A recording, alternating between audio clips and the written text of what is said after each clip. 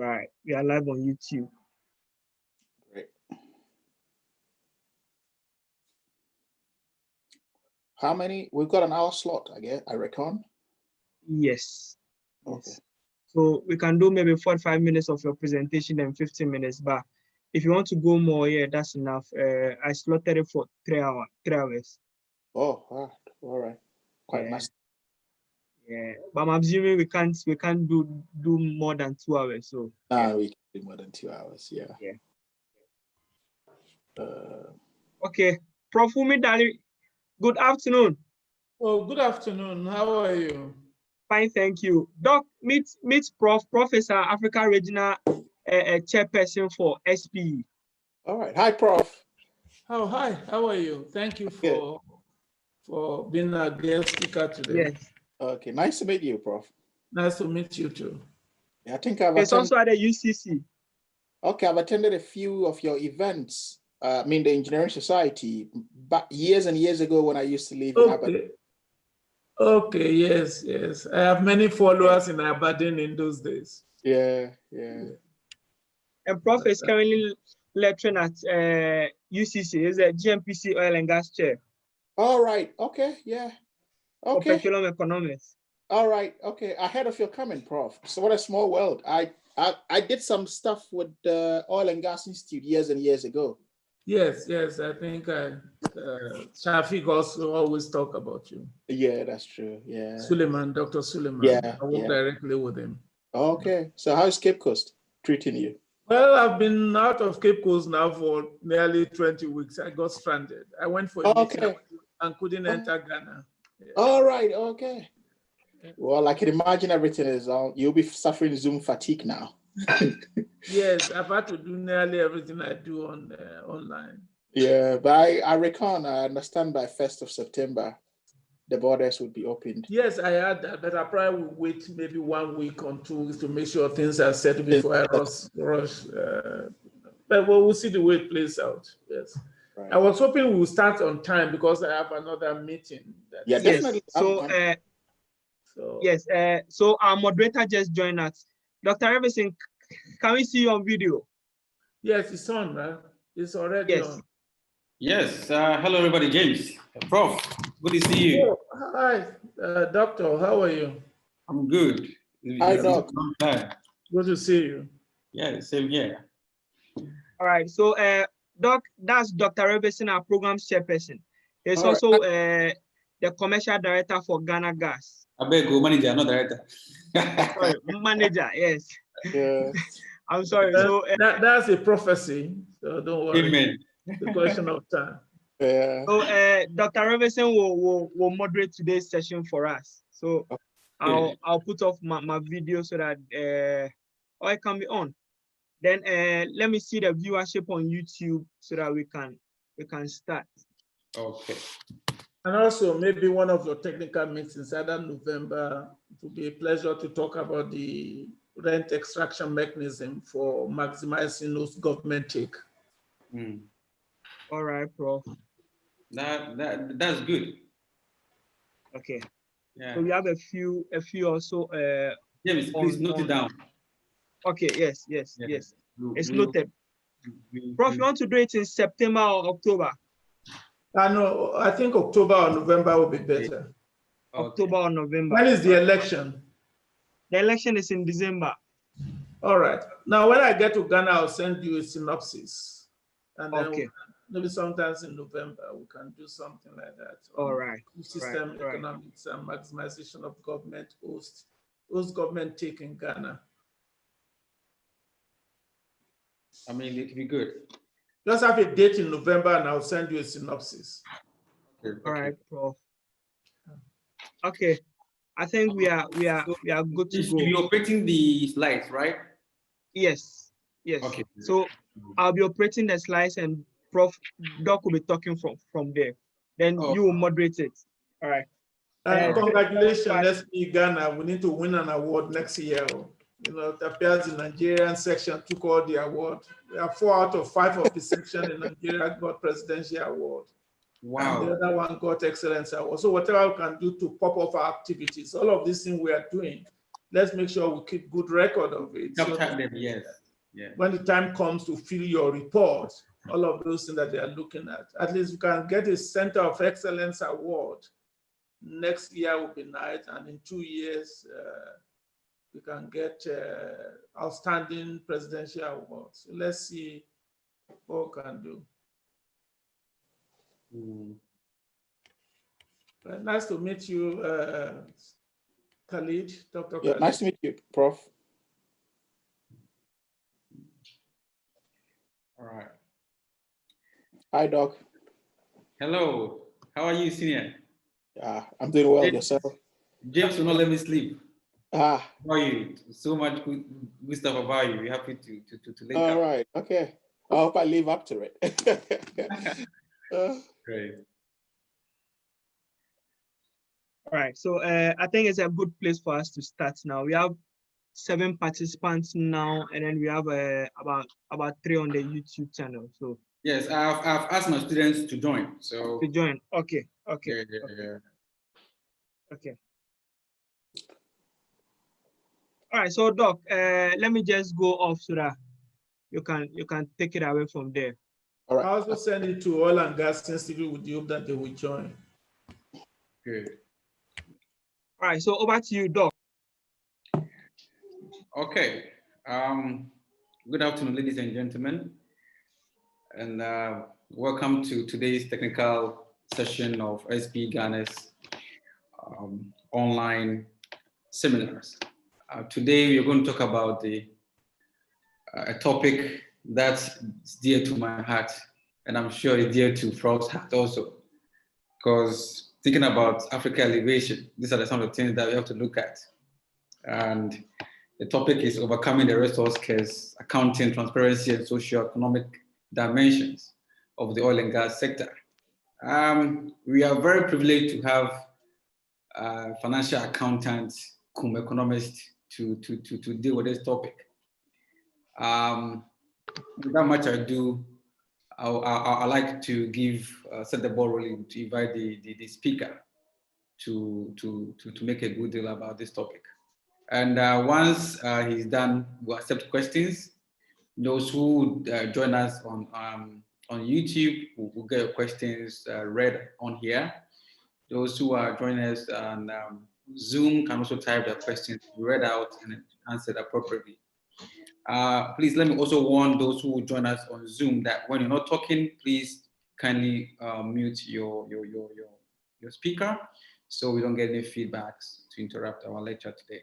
So, Dr. Sharif, it's an honor to meet you today, and please talk to us. Right.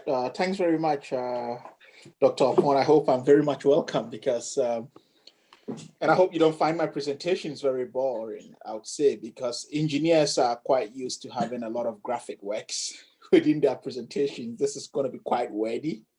So, a caveat there. Well, okay, so basically this has been an ongoing research, I'd say. It hasn't been a published piece of work yet. It's undergone a couple of reviews, but we're getting there with it. And it has actually brought together or has seen us make many trips to speak to multi-stakeholder groups in Ghana, and for that matter, some African countries regarding the resource scarce, because there's quite a big debate out there as to whether we're experiencing it, we're not experiencing it, or what actually it is that we're experiencing at the minute. So without much ado, I'd want to zoom into the outline of my presentation today, which should, in terms of content, we're going to have an introductory perspective. We would look at Africa's oil and gas sector in context. We're going to look at the theoretical framework within which this work is hinged on, the methods that we use, or by an extension, the methodology. We'll have a few discussions that are emanating from the empirical fieldwork that we have undertaken in the last few years. Then there is a conclusion, some policy implications. Then thereafter, I'll be taking some few questions. So now if you go to slide 1, which talks about the focus here within our introductory perspective, which I quite believe you're all familiar with the environment of the oil and gas sector. So what we have set out to do as far as this research is concerned, that we're having an empirical focus here, because most of the stories that surround the resource scarce literature, or for that matter, conversations within industry and policymaking body and civil society are all anecdotal. So what we sought to do is to provide an empirical focused perspective in an attempt to ostensibly counter the curb of the resource scarce in Africa, such that we would be speaking from an empirical perspective rather than from the everyday sort of anecdotal views to which we give this very important topic.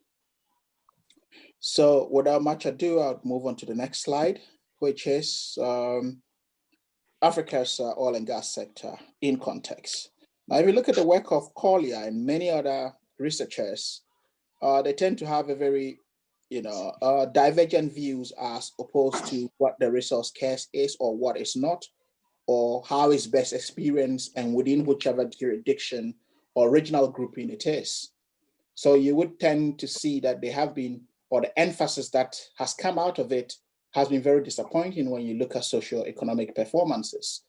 I mean, by the Middle East, most of the countries we look into, such as Angola, Nigeria, now coming up stronger, which is Ghana, is that in terms of socioeconomic performances, it's still quite a very difficult picture to paint as far as the impacts, or for that matter, the socioeconomic performance or indicators of the oil and gas sector are concerned. So if you look at the empirical literature surrounding this area, they've been varied and much more opposed views to the phenomena of the resource scarce.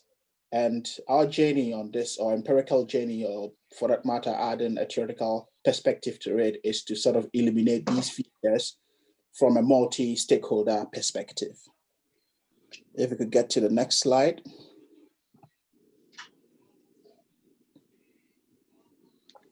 So look at Robinson et al. That offer an outline of a framework for approaching the resource scarce within the African context. So here's how we viewed it from that perspective, where resource scarce refers to how the exploitation of resources or endowment leads to lower GDP owing to political patronage within neoliberal institutions to the neglect of other sectors of the economy. So by neoliberal institutions, we would be coming to the intervention of the IMF, of the World Bank. And to sound probably a word of caution here is that the paper is not one of those papers that is anti-Bretton Woods institutions, or for that matter, anti-World Bank, IMF. Yeah, but it is looking at things from a pragmatic perspective, right? Where there could be a need to either localize our own approach to doing things as far as the curbing the resource scarce is concerned, or adopting and tweaking what would fit our particular perspective, other than picking external views, lock, stock, and barrel, and implementing them into settings or geographies where these are not fit for purpose. So you look at Liebman, who adds again to the argument of the resource scarce and also indicates or talks about a political system, right? So, and most often than not, his attribution is that within these systems are very weak democracies, or very weak democracies tend to have a correlation with the resource scarce. But interestingly, Paul Collier actually disagrees with him. He rather thinks that even countries that have stronger democracies within Africa still experience the resource scarce. And this is where you tend to have this dichotomy of where actually we're leading with all of this and how we can curb this situation. And I've always picked to these issues with the exception of the Gulf states, as they seem to have a different political atmosphere or geography altogether, and in terms of the direct impact of their socioeconomic development indicators, and for that matter, to a large extent, performance. All right. So I think we move on from here. So now, in making a very serious research case here, and I'm sure Prof would be quite familiar with most of this research that is emanated from the UK, but with Nigerian authorship, that has actually looked at the question of neoliberal policies. And I think that one of the key policies that one could actually look at that's actually strongly emanated from Nigeria is the EITI implementation under the Obasanjo administration, where you saw that sort of bromance that existed between Tony Blair and Obasanjo to actually drive this change, and as to how there was any benefit that came out of it. But you'd see that most of this research is emphasizing very disappointing results as to how such a policy could not actually lift Nigeria out of this sort of a situation where it did not want to be, because as there could be a little progress. So here, again, of notable concern, when you look at Shapalo, just quite recent research, who talks about the ubiquitous presence of neoliberalism within the oil and gas sector of most of these developing countries, or neoliberal initiatives. All right, I think someone just asked EITI, Extractive Sector Transparency Initiative. Sorry, I had to go by that abbreviation. Yeah, so EITI stands for Extractive Sector Transparency Initiative. Yeah, so then to understand what we're doing, or before we move to the empirics of our sort of paper, we have to look at neoliberalism and the resource curse in context. And here we're going after our own, or looking at Sachs research, or Jeffrey Sachs, if the name rings a bell, right, who talks about Western governments that have enforced draconian budgeting policy in Africa during the early 1980s and 1990s. So I think when this is being talked about, most often than not, you would have persons making reference to the Bretton Woods institutions of the IMF and the World Bank having instituted issues of structural adjustment, budget tightening, all in a bit to sort of strengthen or discipline. And in accounting terminologies, probably this would come within the management accounting setting as control systems, to put it that way, to tighten up these economies. And what Sachs is saying here is that they have been draconian, but haven't really yielded much. And to this day, these are still applied within the extractive sector of Africa. Yeah, you're good to go to the next slide. So again, you still have him emphasizing, and here he's very explicit on the two Bretton Woods institutions of the IMF and the World Bank, where he said virtually they run economic policies of debt-driven continent, recommending regimes of budget belt tightening known as structural adjustment programs. These programs had little scientific merit and produced even fewer results. Right, so in terms of this, it's been decades and decades since that was introduced as a neoliberal measure instead of curbing issues such as what we have today, which is a resource curse. Here again, the empirical evidence emanating out of this is that, or much of the poverty literature, is that there is little to come out of these structural adjustment programs. So we move on from this slide, and to still emphasize on Sachs' perspective, where he talks about the 21st century of Africa, or he's looking at Africa here within the lens of the 21st century, right, compared to the 1960s when the IMF and the World Bank first arrived. So he says that the African scene, okay, which was of disease, poverty, growth, and environmental degradation. So what he is asking within this lens is that whether much has changed. Yes, of course, a lot has changed, but can the credit be attributed to the Bretton Woods institutions of the IMF and the World Bank? Again, the jury is still out there to judge that as far as empirical research is concerned. So here's Borges, a Financial Times journalist. I think he's written this book, The Looting Machine, which I quite recommend a lot of people to read.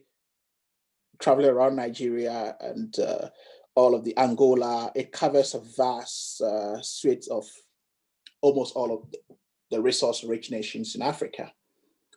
This was published in the early, I think, 2015.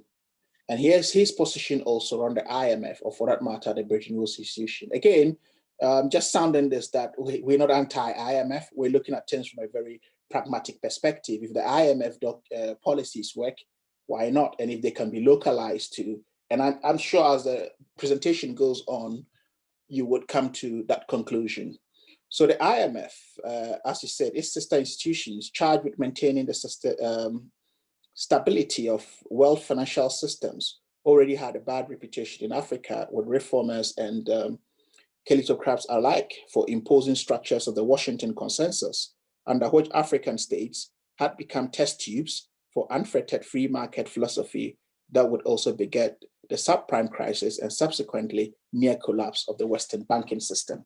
I mean, this is him attributing all of this, the financial crisis of 2008, all to most of these reforms that have emanated from the Washington Consensus. But the interesting question here to ask is that what is emanating from an African consensus? So we always ask the question as we move on with this research is that what local initiatives are emanating from the African continent as far as driving or curbing the issue of the resource is concerned. So for instance, a classic example we give is Botswana.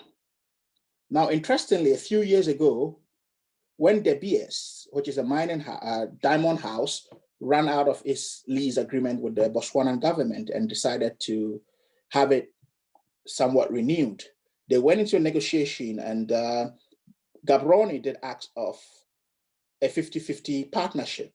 And this birthed an initiative known as Debswana. And Debswana has been touted actually as one of the very good private sector partnership initiatives where you have a government and a foreign investor having a 50-50 share with proper local content integration. Right. If we can move on. All right. So now we fast forward moving to the area of empirical research. So now this entire research over the years, which I think spans 2016 till date, we've conducted interviews with civil society, with government ministers, with directors or technocrats of state institutions all across Africa, with NGOs and civil society, with parliamentarians and all the like, to actually have a feel of what they think about the resource case. So to complement these interviews in actually making a critical assessment of what we're doing and trying to produce this empirical evidence, we analyzed documents which had to do with Auditor General reports, right, within African countries of oil-rich origin, and national budget statements that has been presented to Parliament in lieu of issues of oil and gas operations, the benefits, and the likes of that. So we're coming to the discussions here, the empirical evidence, and we couldn't have had a lot of it more in here than to actually bring out quotes from some of these reports that we had and also from these interviews. Okay, so here's a very classic example of some of the empirical data that we are assessing and having a critical look at within the lens or the theoretical lens of the resource case. So it says, this is coming from, obviously it looks very Ghanaian currency-wise. So here is from the Auditor General's report of 2016, which says that at the instance of the audit, the said amount, blah, blah, blah, was refunded without interest to a BOG account, right, with treasury receipts, and management should obtain. So what invariably the audit report is saying is that certain due processes were not followed, and much as they were not followed, they did not pay these monies back into where they have to go by law with an interest, right? And this is where you have the neoliberal tools of auditing and, for that matter, budgeting, beginning to either fail themselves or become very implicit in promoting issues of not having to reap the benefits of these resources or natural resources in these countries. Let's move to the next slide. So this again, from the Auditor General's report, again, we recommend that management should investigate the matter from the Bank of Ghana and take appropriate action to correct this anomaly regarding these transfers. Well, again, this is a very interesting perspective that's also come up, all right? But then again, a recommendation was given in very vanilla terms as to how that recommendation was followed or not. That's another big question to ask. But if you trace these reports from the period we trace them till this day, you would find no recurrence of this issue or this anomaly as to whether it was actually corrected or not corrected. Again, within this paper, we call for steps to be taken in that regard in empowering stakeholders to actually ensure that some of these things are done. All right, next slide. So here is a national budget statement to Parliament, which says that we've also remained resolute in our commitment to correcting the major budget overruns, which occurred at the end of 2012 fiscal year. All right, we are implementing several programs to secure the bright medium-term prospects of the economy, notably through sustainable investments in the oil and gas sector. So here, this is a Minister of Finance eliminating the oil and gas sector as a very strong pillar of the economy and what ought to be done. But then again, accepting a defeat of budget overruns in these issues and measures again being put in place. Again, neoliberal tools of budgeting and national budgets playing out. Next slide.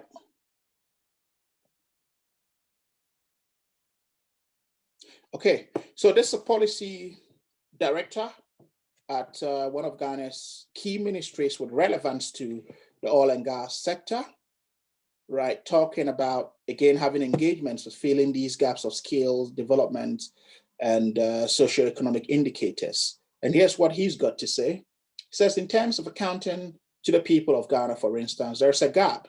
So this is, by far the top civil servant within that particular ministry. For the purposes of research, we've anonymized these people so you wouldn't know who is speaking. But this is like the senior most civil servant within that ministry that has direct relevance to do with oil and gas. But the Ministry of Petroleum, for instance, is responsible for budgeting for the revenues of the petroleum sector. But the finance minister is seen to be involved in this role beyond the petroleum sector. So the petroleum ministry has no specific targets, but we, for instance, choose 3 among the 12 investment areas for our 3-year window spatial investment. We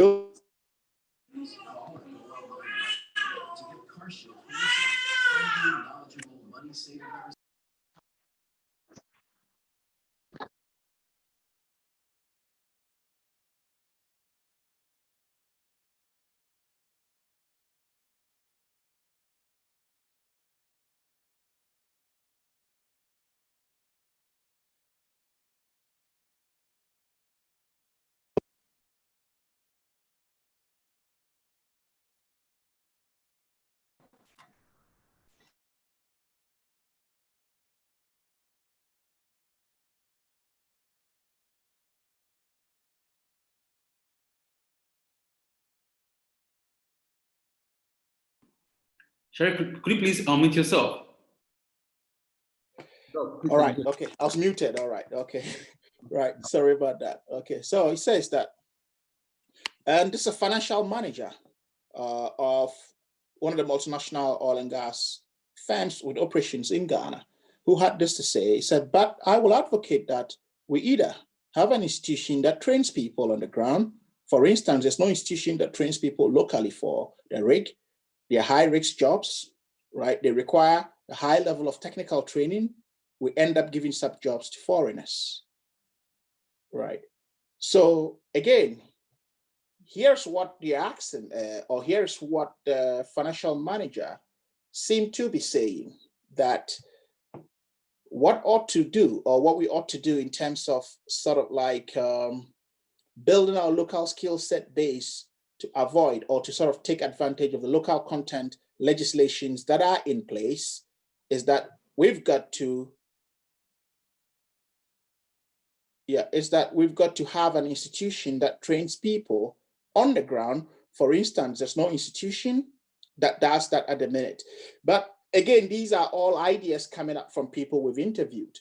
But you also go to these institutions and they would say, okay, we are also having the trainings ongoing. So that's where you find still within these setting an opposing view as to what actually happens or what's the diverse stakeholders think of the industry as far as the resource scarce is concerned, or for that matter, skills development or taking advantage of the local content. Let's move on.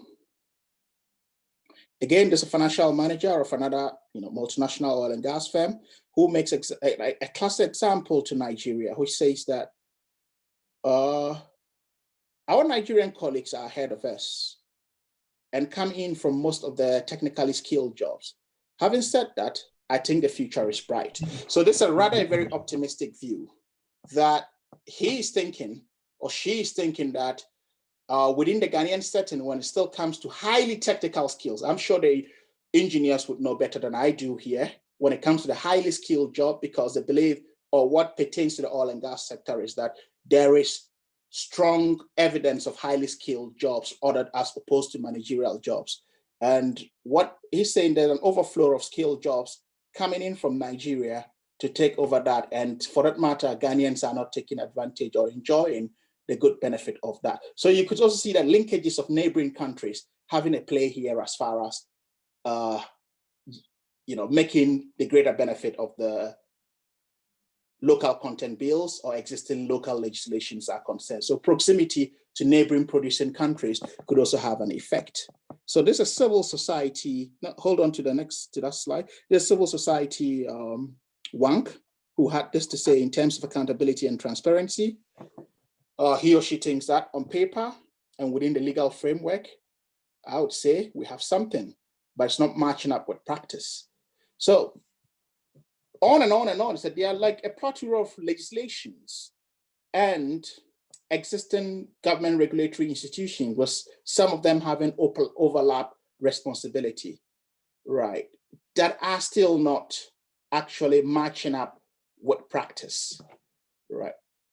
There's a lot happening and within the sector.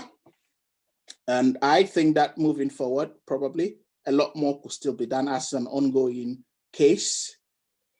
So again, emanating from a national budget statement, which had also this to say,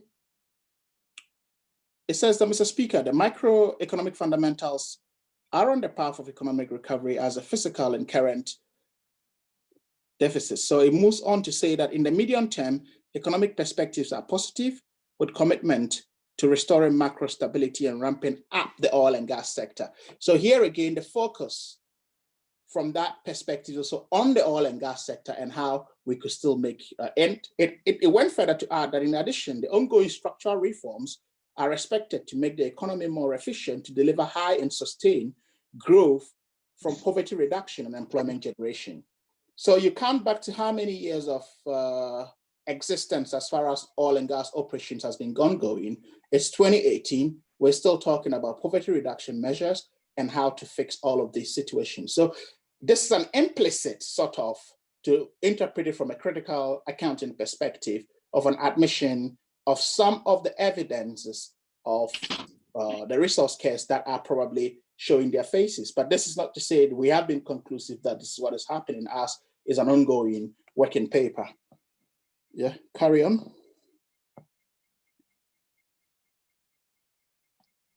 So here is where you also pose the explicit question of whether we're actually experiencing it or not.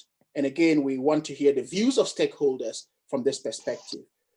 Which has this, it says, this is from a civil society, an NGO working within the oil and gas sector, which says that it's a yes and no answer, because it has not really or empirically been tested to see the picture of what is happening, right? They went further to add that yes, also, because we have seen certain indicators in the short term, in the macroeconomic indicators, in the service sector, and the decline in sectors such as agriculture and manufacturing, but that is still not very empirical. They think it's still speculative. And again, this feeds onto the anecdotal evidence of the resource case, or the stories of the resource case we share among ourselves within the policy events and coffee breaks, lunch breaks, and the likes of that.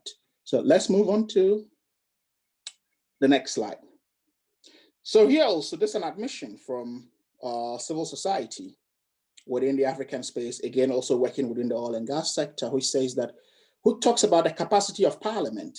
So it says that the capacity of parliament, that the ability to spot red flags, and in terms, so here by extension, the consensus was that parliament did not have the ability to scrutinize some of the documentations or highly technical documentations that come before them as far as the oil and gas sector is concerned, and also within a very opaque environment where these contracts could not be made. But I think over the years, things have changed. There have been some transparency with oil and gas contracting or agreements, but as to if Parliament is equipped enough to pick up these red flags, again, there's a disagreement when you interview Parliament, because they said at their committee level, they make sure they consult broadly with academia for that matter, and other institutions that have the relevant knowledge and wherewithal to sort of equip them with the needed knowledge to scrutinize these documentations or agreement and raise the needed red flags. Again, the jury is out there to judge that, as we haven't been conclusive. So there's also the case of governments crumbling to international pressures or succumbing to international pressures. For example, in the selective nature of the World Bank regarding their operations in Africa. So again, from time to time, you have the World Bank still flagging up some sort of like issues, or for that matter, concessionary arrangements to be made before they could, governments or some governments in Africa could access some loan facilities or the likes of that. So they still think that's very inherently present within the African oil and gas sector. Right. Okay, so the long and short of our presentation, which now moves on to issues of conclusion, because it's an enormous level of, as I said, interviews that have been collected over a 4-year span, and documentations also spanning about the same period up until now. So it's a lot of documentation that we could pour out into one presentation. So this is just to give you a flavor of what our empirics it's coming out with. We have not been conclusive. As I said, it's an ongoing paper, it's a working paper, and also to come out with, or based on the data we've had so far and analyze and interpret it within the neoliberal lens as a framework, these are some of the conclusions and policy implications that are emanating out of the data.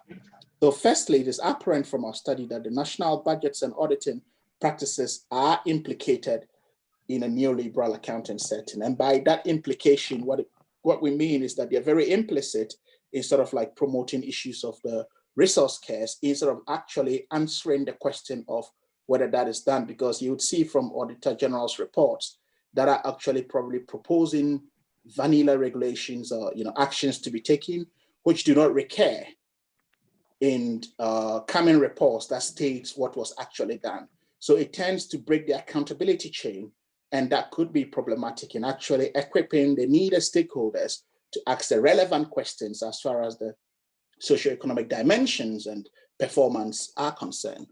So also you move on to the NGO base, most especially in Ghana, which we undertook extensive engagement with NGOs. We realized that, again, with particular reference to the oil and gas sector, is quite weak in terms of technical training and the requisite skills to actually understand the knowledge and sort of the highly technical documentation that comes with oil and gas agreements and what comes out of it as far as issues of performance are concerned. And I think that talking to engineers, this is where you could have most of you also aligning with some of these civil society organizations where you could be aiding them in sort of like the technical advice and the economist and the financial aspects as far as hydrocarbons are concerned.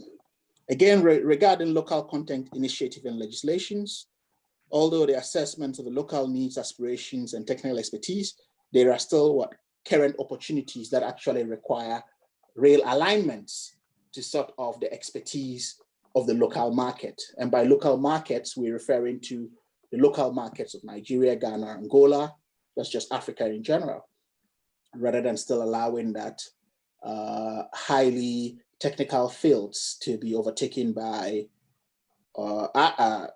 expats. I quite remember long ago on a flight where you would meet forklifters on flights en route to either Angola or Nigeria. I'm sure things might have changed now. as having seen that. So which is again a good sign, but all of this also is still anecdotal without the empirical clouds for us to come to that formal conclusion that this is what it is.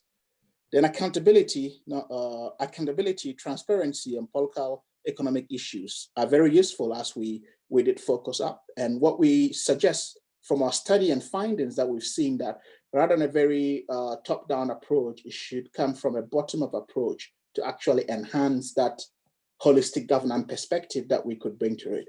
I think midway in the presentation, I did talk about, I gave a classic case of Botswana, where De Beers, which is a mining house based in Antwerp, right, up with key operations in Gaborone in Botswana.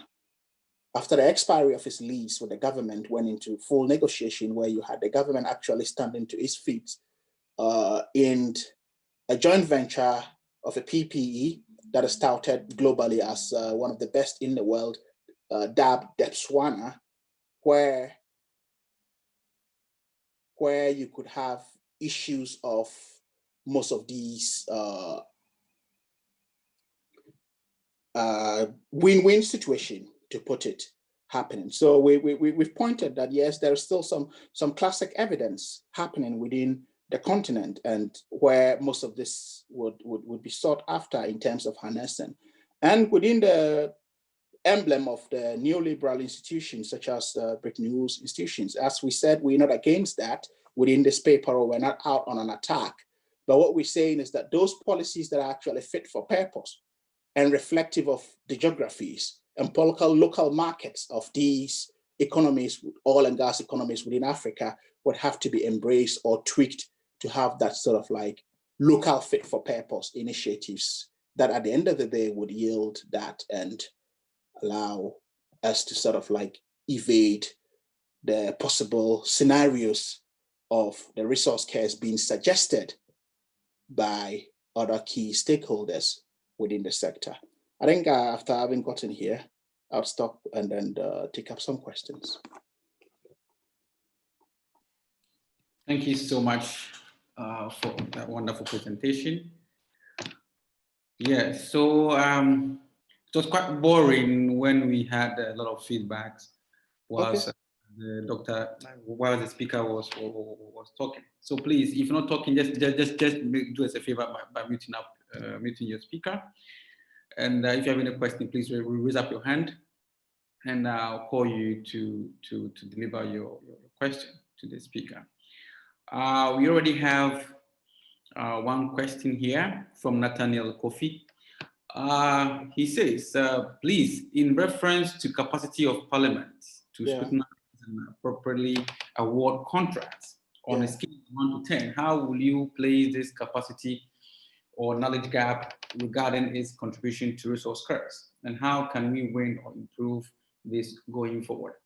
So I know where this question is coming from. Don't worry. All right, I'm trying to be very careful here, so I'll give it a 5 midway. But there is actually a gap, I must admit. Parliamentarians would disagree with me, right? They say we have it. But this is where people like your organization come in, right? With you having the fortitude to go into Parliament to give position papers.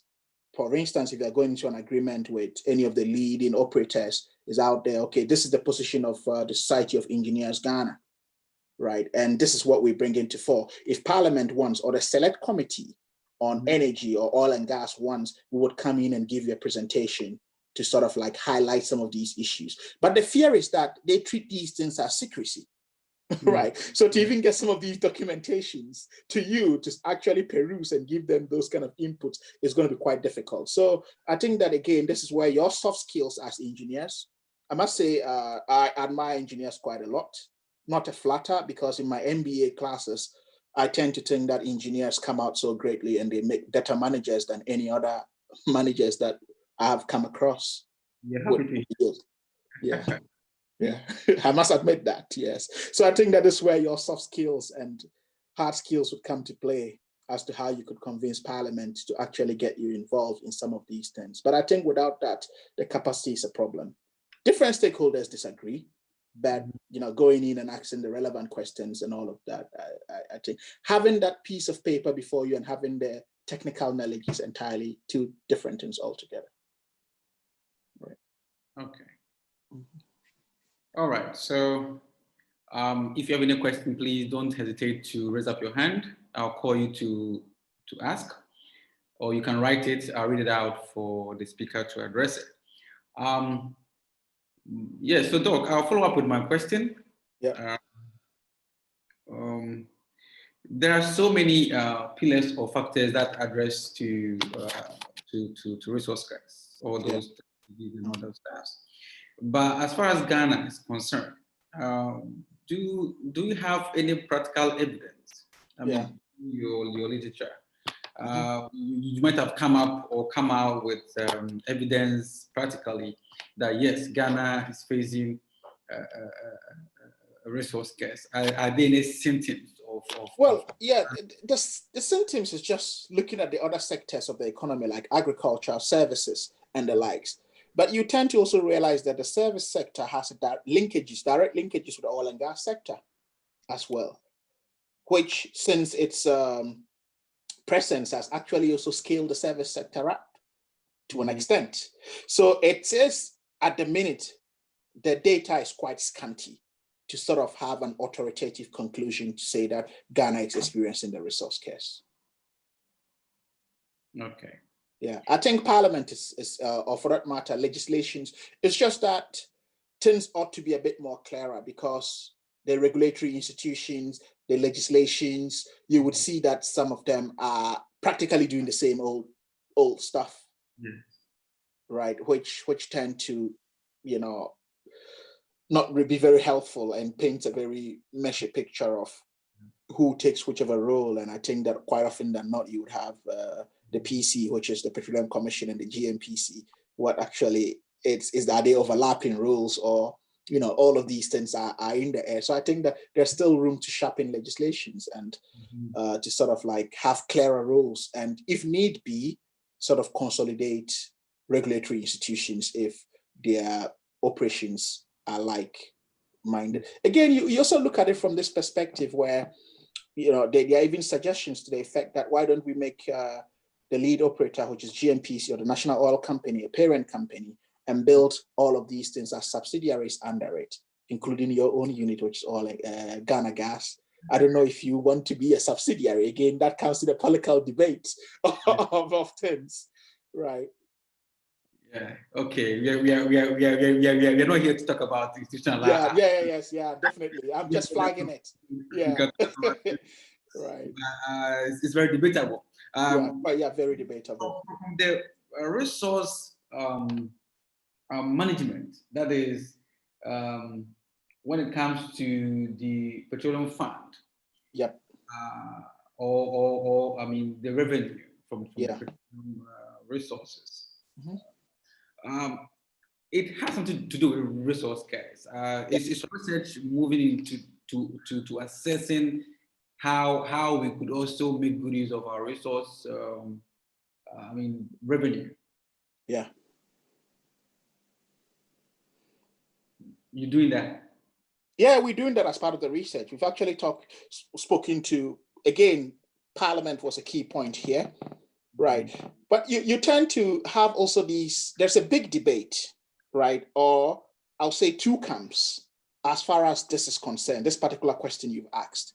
One of the camps, which actually would say, okay, let's go with the Norwegian model, all right? And by the Norwegian model is that, can we tash that money into future troves and be used in the future, right? Another group is saying that, okay, let's spend this money now in growing petrochemical industries, allied industries that are tied around the oil and gas industry to create a resilient economy. And for that matter, once that is done, it means that we're going to have a much more sustainable development than we might probably get now. But the two camps, you would find that by the which time Norway developed oil and gas operations over oil and gas, it already had a certain level of economic saturation. So it could afford to touch money away without ever touching it into a massive sovereign fund or whatever it is, to sort of like be used in the future. Are we in the same position as Norway? I don't think so. So you see, so we should be able to have a convergent point of bringing these two camps together to find that common ground as to which actually we should go for in terms of the usage of oil and gas resources. Okay. There are other questions. So probably behind the scene, we'll talk about it better. Yeah, but I do believe that we need that sort of allied industry in terms of petrochemical industries. And as that's going to create jobs and all of that, we need to spend a bit much. Yeah. But the debate is still out there. Yeah. All right. So Professor Wumi has a question. Read it out. So to what extent is this a resource curse rather than political and policy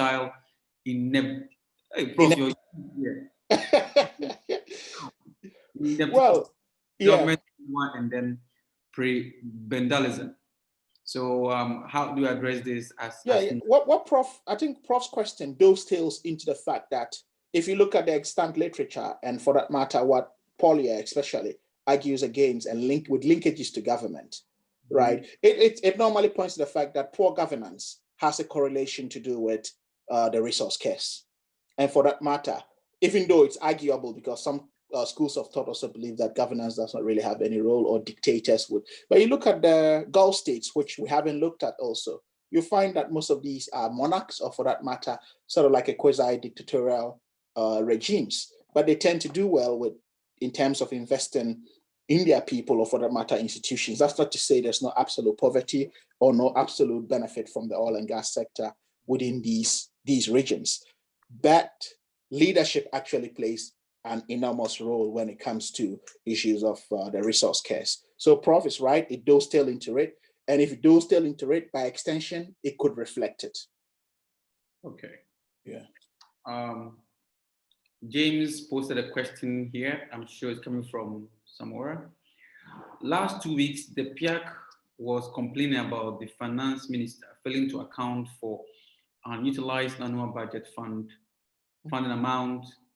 What other institutions, in your view, can be probed up to check into apparent abuse, as clearly Parliament is not doing the checks and balances? That's a very interesting point that also came up during our research, because we had engagements with PIAC. Well, you wouldn't know what their codes are. So we even had to we followed them for a town hall meeting around Ghana, for that matter, to see how they go about the accountability process. But PIAC would tell you that, here's what used to happen to us. I wouldn't propose a counter, or for that matter, another. We would just be mushrooming institutions and not really getting the real benefit of what they have to do. Here's what used to happen. PIAC used to get the money from, or its money or resources from the finance minister.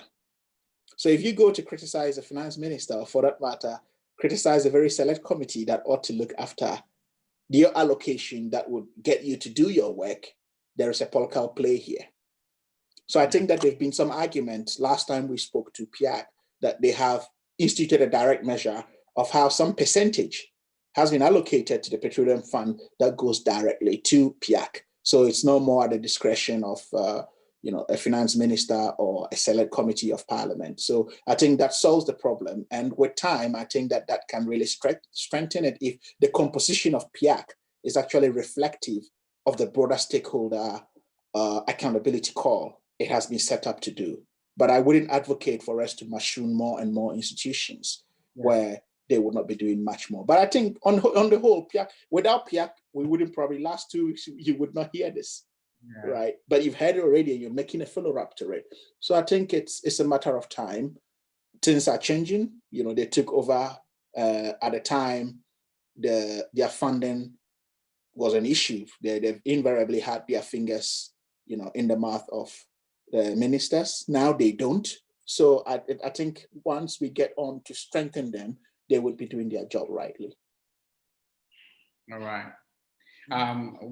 Just to add up, for the source of funding, I think PRC is doing the same. So PRC gets their IGF from the tariffs set for the reasons. All right, that's quite a good model. Yeah. So PIAC, I'm happy PIAC is doing the same. They're doing the same. It changed like not long ago. Yeah. I was told by Piak, yeah. Yeah. But I mean, just to follow up, if I could recommend any other institution, even though we want to minimize the number of institutions that monitor, Yeah. we talk about TUC, just as that in Norway. Yeah. But then again, that's if Pierre can marry that kind of Well, combination. the thing is, I think over the years, I don't know whether it's over democratization, if there's any such word as that, the unions, more so in Ghana or Africa, have lost their place in the fight. They used to be very powerful back in the day, but not anymore. Right. So I don't know whether we've allowed partisanship to creep in. I don't know what it is, to be honest. That needs empirical research itself as well. Yeah, but if you realize unions, and Norway has a very strong unionized system. Yeah. Sure. So it's quite difficult for the government to really, armstrong them or in any way. Okay. So back to you, Tima. Any questions? Any further questions? Follow-up questions? Please feel free to ask. We still have a few minutes here. So if you want to ask a question, please do.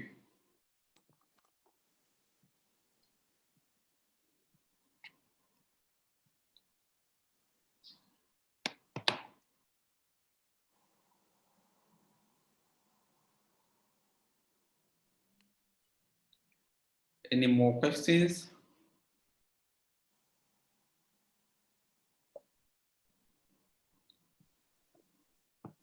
Or I'll start mentioning names. I see a lot of people here, some of my students also.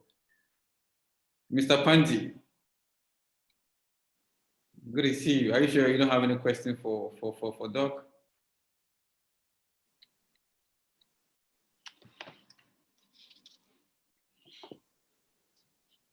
I know I might have bored the engineers to death. As I said, it's very wordy presentation, unlike engineers that would have a lot of designs and stimulations. Yeah. Well, SPE is for everybody. It's right. All right. Okay. So Professor Umi is an economist. I myself shifted from engineering to economics. So yeah. We have a few economics guys around, and I'm glad to see some of my MBA students also online.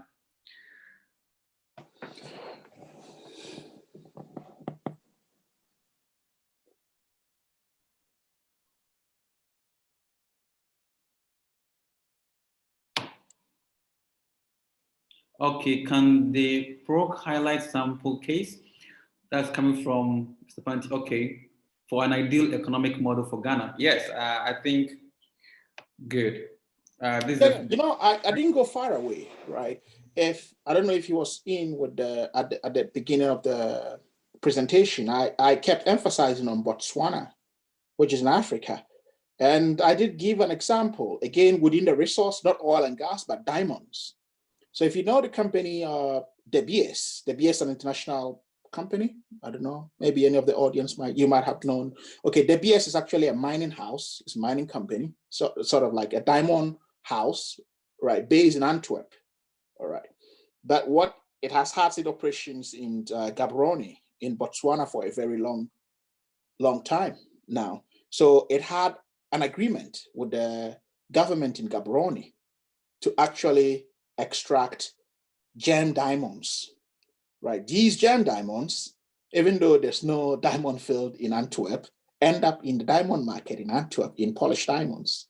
All right, so a few years ago, they ran out of their lease and they went to Botswana parliament to renegotiate. And here's what the government said, no more 50-30 or 70, whatever deal it is. We want a 50-50 plus local content, industrial growth, and the diamonds are going to be cut in Gaborone and polished in Gaborone instead of taken away to Antwerp.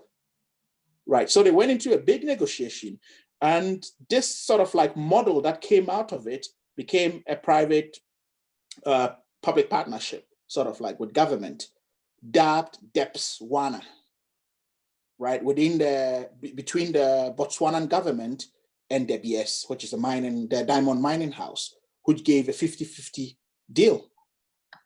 And it's actually, inuring to much more benefits in terms of socio-economic turnaround within Botswana. And today, if you go into Gaborone, gem diamonds are cut and polished in Gaborone, which used to be taken to Antwerp by De Beers. So that's quite an interesting model that we could look at. But again, let me not lose sight of that fact.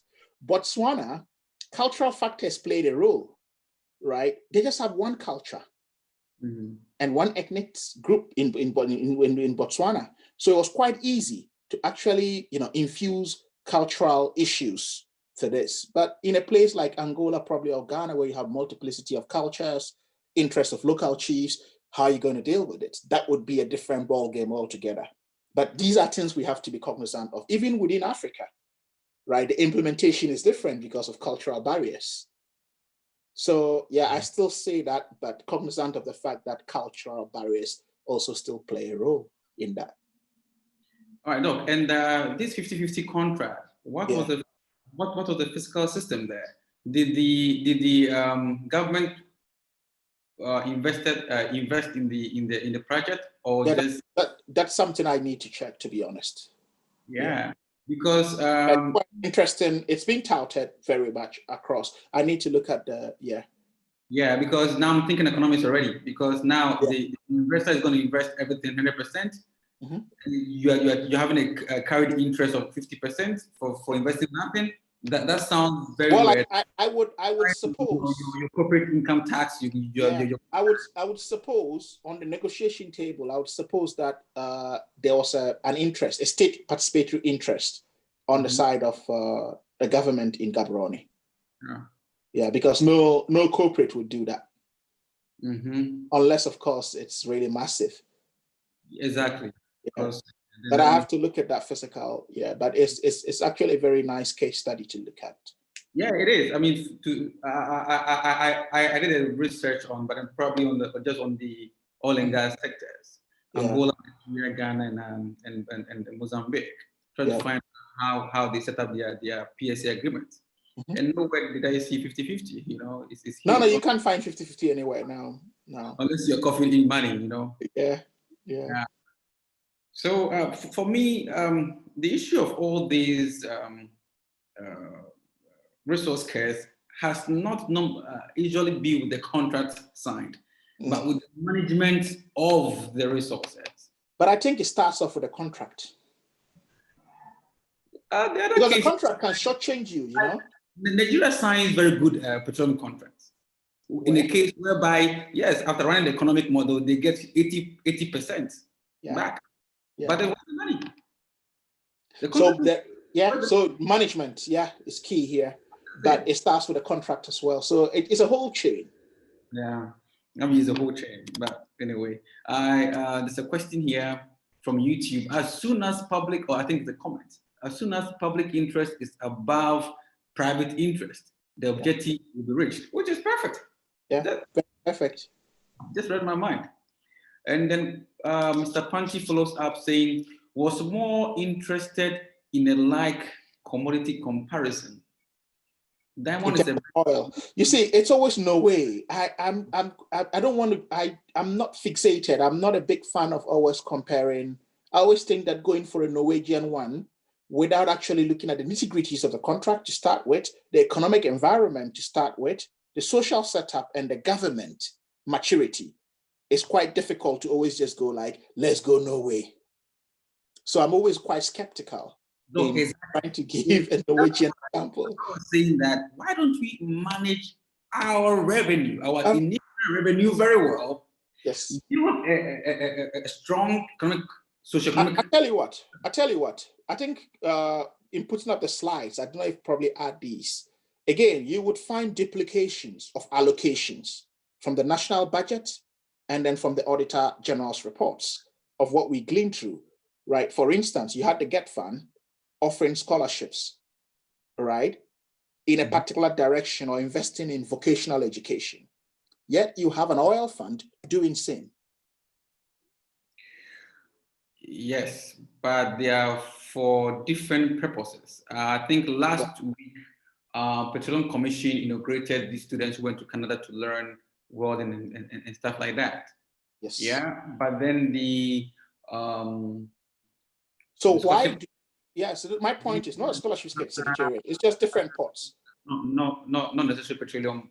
Yeah, but that's what I'm saying. Why don't you explicitly say this is what it is, right? This institution handles this part of it. If it's a training or whatever, and Get Fund is doing vocational training, there'll be an oil and gas pot that get transferred to the Get Fund, right? That is solely for the vocational aspects of oil and gas, right? Mm-hmm. But you still have that being implemented and nothing is shrouded in secrecy, right? But you would have, okay, this is happening, that is happening. So that there tend to be overlaps every now and again. Okay. All right. So the road fund has roads that it manages, yet you would have some roads also coming again. Mm. So the clarity ought to be there. Yeah. Yeah. So again, that's what I'm saying. Localization is very important. This paper, we talk a lot about localization, right? We should just not think that lock, stock, barrel from any developed economy should work for us very well. It just doesn't. It's not fit for purpose. We've got to tweak, retweak, and really have the real. And that's why we say all of these things must come from a bottom-up approach rather than from the very top-down approach. Mm-hmm. Yeah. To yes, from our session chair, Celestina, she says, to what extent is the current setup of diverse institutions put in place to handle various sections of the oil and gas industry in Ghana economically viable in your point of view? How has this contributed to the resource curse? Minimizing it or exacerbating it? Again, that's, I mean, as I say, the jury is still out there too. As a researcher, you ought to always be careful, which is why this paper hasn't really gone out, because you iterate as much as you can till you really get that saturation level. Again, you look at it, as I did mention, sometimes you find conflict between GNPC and Petroleum Commission as to who plays what role. Yeah. Right. So that's an overlap. Sometimes PC and NPA. And NPA, yeah, have conflicts. So in conducting this research, we've come to realize that we've mushroomed a lot of government regulatory bodies that probably could have been consolidated, or we haven't, or by the legislation. I don't want to think it was poor legislation, but the legislation, some rules have not been spelled out very well as far as these regulatory institutions are concerned. And when you tend to mushroom them a lot, they tend to be ineptitude in the system, right? Even a competitiveness of doing business becomes worrisome because there's no that one-stop shop as an investor coming into the oil and gas sector to deal with your issues. So then we say, okay, let's think about creating another one-stop shop. Then you mushroom another institution.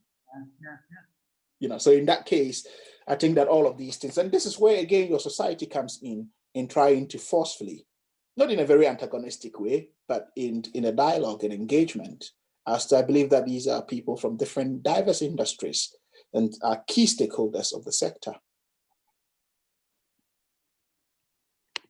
And you see that all of these regulatory bodies are revenue generating institutions. All right. So when you tend to have that conflict, trace the cost of the conflict all going to revenue generation issues. And that's where, again, you could probably start to think about, have ideas tinkering around issues of the oil and gas or the resource case, because they are looking at resources or what they will generate as far as IGFs and whatever you are concerned. So it's still quite a long way to go, in my opinion. Yeah.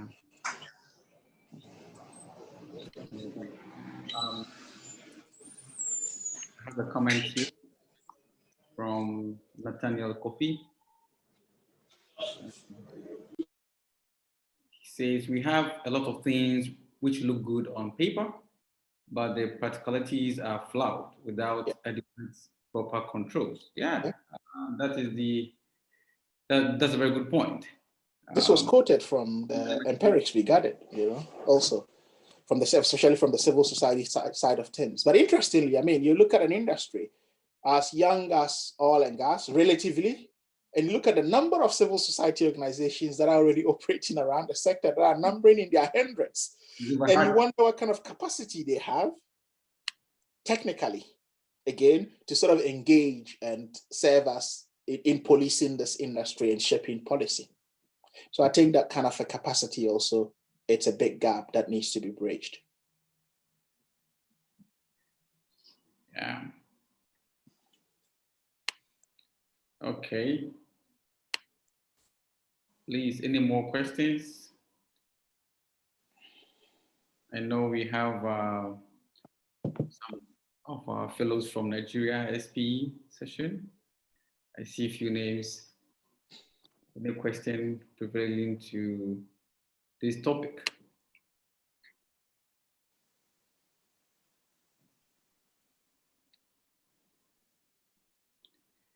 Okay.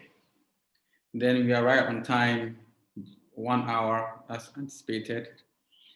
I would say it was a very wonderful time spent with you. And we are looking forward for probably a sequel to this particular topic. Just as you said, this is ongoing.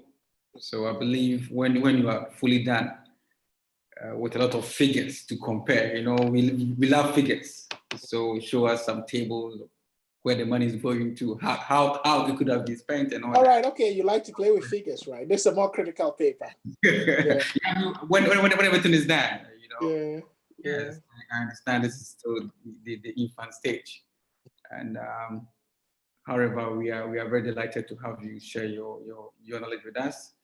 In absence of any further questions, on behalf of SPE Ghana session, we thank you so much and for your time and even your energy to share with us your knowledge. And we believe that when you have time and then when by God's grace you come to Ghana, we shall meet up. All right, sure. All right, okay. Have more discussions. Right. So, guys, thank you so much for coming, for attending this session. Today we've had a lot of participants, both on YouTube Live and then here. Thank you for joining, and I hope you learned something. All right, thanks for the engagement, and yeah, there's a learning hub for all of us, yeah, and thanks for the stimulating questions too. Great. So, Princess Offer, thank you so much from Nigeria. Great presentation. Thank you to the lecturer and organizers. Thank you too for your support, SPE Nigeria, and I'm sure you are also a member of SPE back there in the UK. If not, please. I used to be, I think, years ago in Aberdeen. SPE. Well, I used to live in Aberdeen, right? So since I left that city, it's become very quiet. Yeah, I used to be a member of the Energy Institute as well. Oh, okay. Yeah. So I used to be very active within the oil and gas sector, but these days I think my attention is being changed to other stuff. I'll still come back to it. Yeah. We have a lot of economists around. Yeah, because we had a big community in Aberdeen. I think that got me going back in the day, and that's like probably about 10 years ago. We're here to help you. Just when you register, just put in Ghana session. Okay? All right. Okay. All right. Okay then. Guys, right. have a good day ahead. All right. Thank you very much. Thank you too. Okay. Take care.